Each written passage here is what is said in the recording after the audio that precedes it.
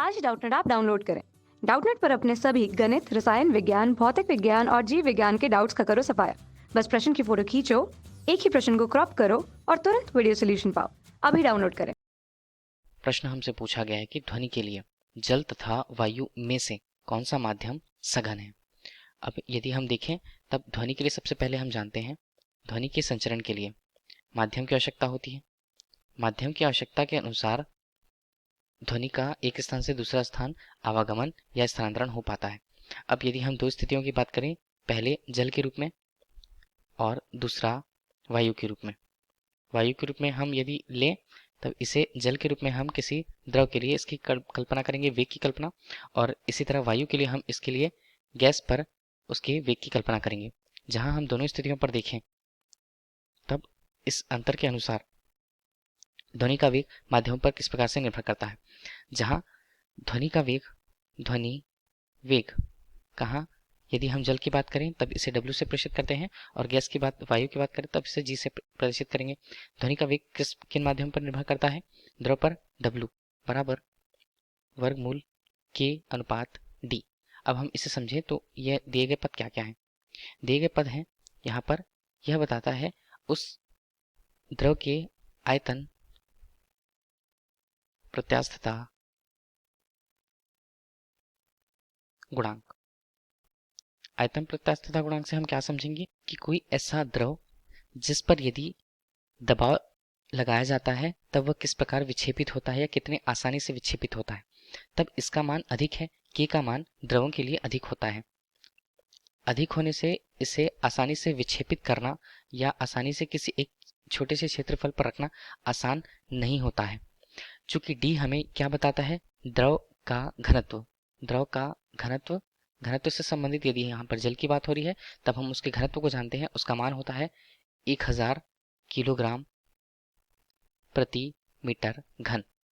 इस प्रकार घनत्व बहुत अधिक होता है जल का। अब यदि तुलना हम इसी की करें तब ध्वनि के वेग की तुलना हम किसी गैस माध्यम में करते हैं।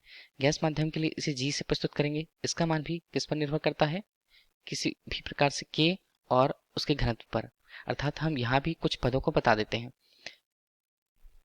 अब आयतन प्रत्यास्थता गुणांक किसी गैस के लिए न होकर इसे हम दाब से प्रदर्शित करते हैं। दाब किसी अवस्था पर? रुद्धोष्म स्थिति की अवस्था पर, जहां ऊष्मा का स्थानांतरण नहीं होता।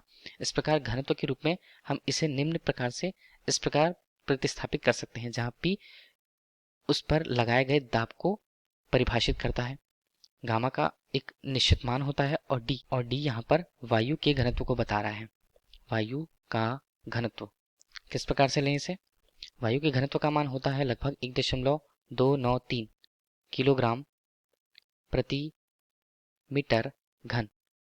अब यदि हम इनकी तुलना करें घनत्वों की, सबसे पहले घनत्व के रूप में जिसे डी लिखेंगे, इसके लिए जल के लिए DW से इसे व्यक्त किया गया है, जिसका मान 1000 किलोग्राम प्रति मीटर है, जिसका मान कहीं अधिक है गैस के घनत्व से। यह तो हमें मिला।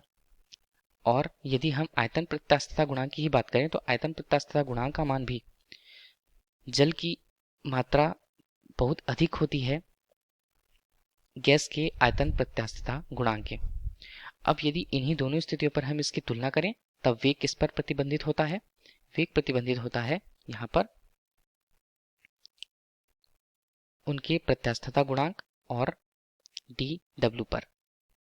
अब चूंकि हम देख रहे हैं यहाँ पर इसका मान, घनत्व का मान चूंकि द्रव पर घनत्व का मान बहुत ज्यादा है और उस घनत्व के मान के साथ उसका आयतन प्रत्यास्थता गुणांक का मान भी बहुत अधिक है।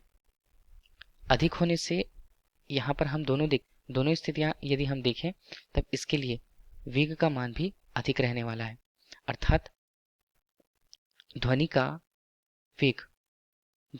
वेग द्रव्यमर बहुत अधिक रहने वाला है। किसकी तुलना पर? V को हम देखते हैं, जो V गैस के रूप में यहाँ पर हमें K G के रूप में और यहाँ पर DG के रूप में। DG का मान चूंकि बहुत कम हो और गैस के लिए आयतन प्रत्यास्थता गुणांक का मान भी उसकी अपेक्षा काफी कम होता है। इनके दोनों के संयुक्त मान से कम होने से Vg का मान कम होगा, वेग का मान कम होगा। तब हम कह सकते हैं गैस में ध्वनि की चाल कम होती है। अब ध्वनि की चाल को हम किस प्रकार समझ सकते हैं? अब यदि हम इसकी तुलना करें तब जो द्रव है, द्रव में जो कण होते हैं उसके काफी पास पास होते हैं। काफी पास पास होने से ध्वनि यदि यहाँ पर आती है तो ध्वनि को माध्यम आसानी से मिलते हैं। माध्यम से एक माध्यम, दूसरे माध्यम, तीसरे माध्यम, चौथे माध्यम, इस प्रकार ध्वनि का संचरण घनत्व घनत्व अधिक होने से ध्वनि के संचरण में अधिकता मिलती है अर्थात वहाँ वेग का मान अधिक होता है। अतः जल उसके लिए एक विरल माध्यम है।